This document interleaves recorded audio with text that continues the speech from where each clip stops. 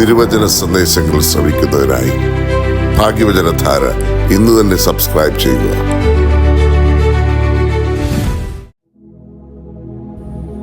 ദൈവ തിരുനാമത്തിന് മഹത്വമുണ്ടായിരിക്കട്ടെ. ഭാഗ്യവചനധാരയിലേക്ക് ഏവർക്കും സ്വാഗതം. കർത്താവിൽ പ്രിയരെ, പ്രകൃതിയുടെ ഈ ഒരു മഹാമാരിയിലും മഹാകെടുതിയിലും വെള്ളപ്പൊക്കത്തിലും സർവസ്വവും നഷ്ടപ്പെട്ട് പകച്ചു നിൽക്കുന്ന ധാരാളം പേർ നമുക്ക് ചുറ്റുമായി ഈ ദിവസങ്ങളിലുണ്ട്.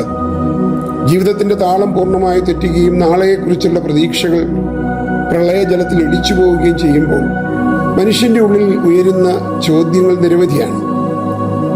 ഈ നിമിഷങ്ങളിൽ ആശ്വാസത്തിൻ്റെ ലളിതമായ വാക്കുകൾക്കപ്പുറം നമ്മുടെ ആത്മാവിനെ താങ്ങി നിർത്തുവാൻ തക്കവണ്ണം വേദപുസ്തകം നൽകുന്ന ചില അഗാധമായ സത്യങ്ങളുണ്ട്.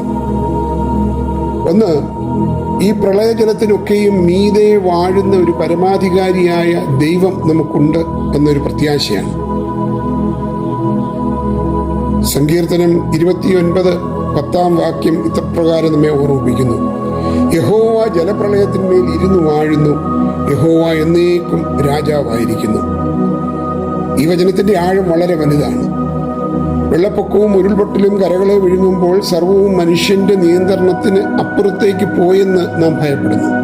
എന്നാൽ ആ പ്രളയജലത്തിന് താഴെയല്ല, മറിച്ച് ആ ജലത്തിന് മീതെയാണ് സർവശക്തനായ ദൈവത്തിന്റെ സിംഹാസനം നിലകൊള്ളുന്നത് എന്ന് നാം ഓർക്കണം.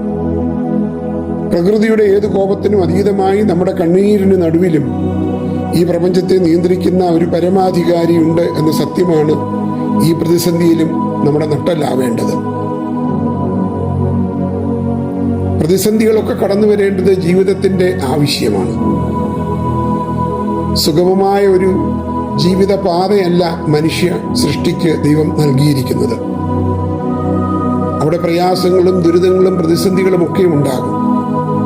എന്നാൽ അവയൊക്കെയും ദൈവ നിയോഗങ്ങളായി ചേർത്ത് പിടിച്ചുകൊണ്ട് കൂടുതൽ ദൈവത്തെ സമർപ്പിതമായ ജീവിതവുമായി മുൻപോട്ട് പോകുവാനാണ് ദൈവം ആഗ്രഹിക്കുന്നത്.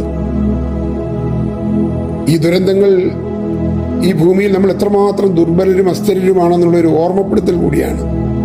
നമ്മൾ പണിതുയർത്തിയ കോട്ടകൊത്തളങ്ങൾക്കും വലിയ സൗധങ്ങൾക്കും പ്രകൃതിയുടെ ഒരു ചെറു വിരലനക്കത്തിന് മുമ്പിൽ പിടിച്ചു നിൽക്കാനാവില്ലെന്ന സത്യം ഇത് നമ്മെ പഠിപ്പിക്കുന്നു. അവിടെയാണ് മനുഷ്യൻ തൻ്റെ അഹങ്കാരം വെടിഞ്ഞ് ദൈവത്തിൻ്റെ മുമ്പിൽ മുട്ടുകുത്തേണ്ടത് എന്ന് ഓർക്കുക. കവിഞ്ഞൊഴുകാത്ത ഒരു വാഗ്ദാനമാണ് ദൈവം നൽകുന്നത്. യെശയ്യാ പ്രവചനം 43 വാക്യത്തിൽ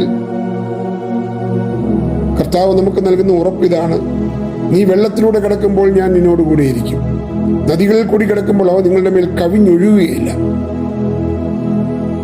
ദൈവം തന്റെ മക്കളെ വെള്ളമില്ലാത്ത വഴിയിലൂടെ നടത്തുമെന്ന് ദൈവം വാഗ്ദാനം ചെയ്തിട്ടില്ല.